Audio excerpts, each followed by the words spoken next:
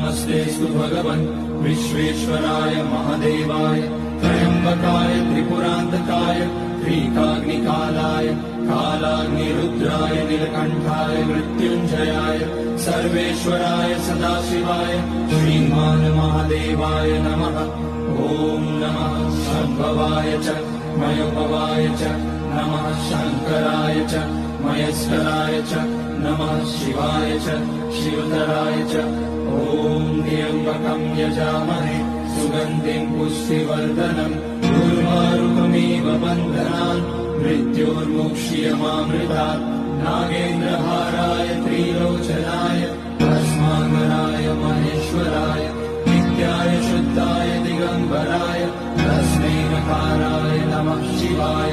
Mandakini सलिलचन्दनचर्चिताय Nandishwar प्रमथनाथ महेश्वराय